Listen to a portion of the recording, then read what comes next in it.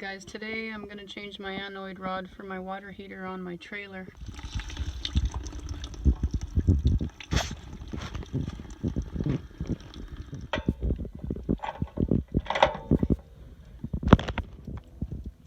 Well, I just got it loose and oh my gosh. Good thing I'm changing this because there's not much of this rod left. And look at all that calcium buildup in there.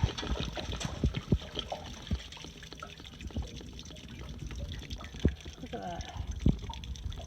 That's pretty bad.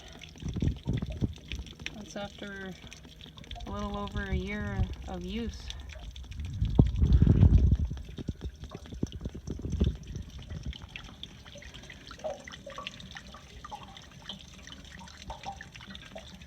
Just a whole bunch of calcium buildup and minerals or whatnot.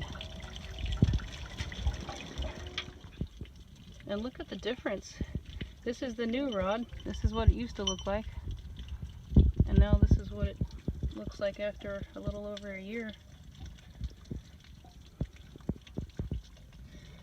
This rod keeps it from rusting out on the inside. It kind of takes the brunt of things.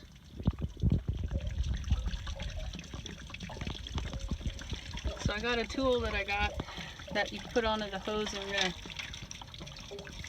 to stick it in there and rinse this all out. Try to get as much of those white chunks and stuff out of there as we can. Alright, I got this special nozzle here you put on the end of a hose, and you stick it in there and try to spray some of that stuff out. Kind of stick it up in there and wash it around. Gosh dang, look at that. Oh gosh. That was pretty bad.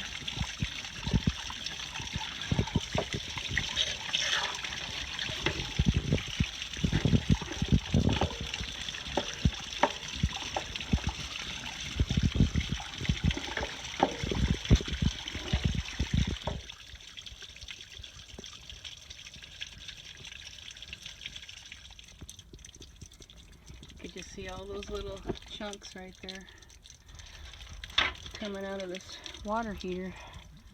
There's a pretty big chunk.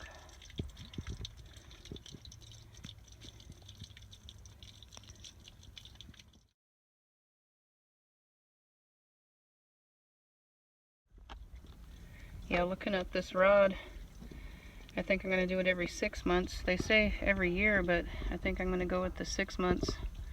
Because there is a lot of mineral deposit buildup in there also. So now I'm just going to put the tape thread on there and put her back in.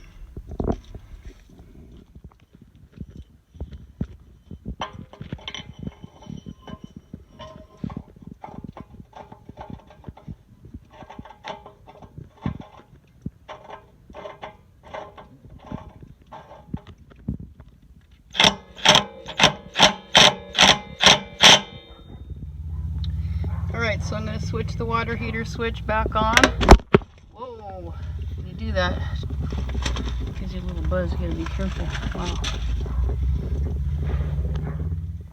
And one thing I'd like to mention is before you do this, you got to shut your water heater off.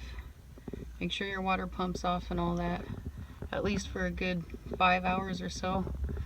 And or you can drain out the hot water. Also, you want to release some pressure with the pressure release valve right here. So when you do take that off, it doesn't come spitting out at you. And you definitely don't want hot water spitting out. So I spent a good 10 minutes just cleaning the inside of that out with this this nozzle here. And you can get this on Amazon. It's pretty cheap. Just screws onto the end of any water hose.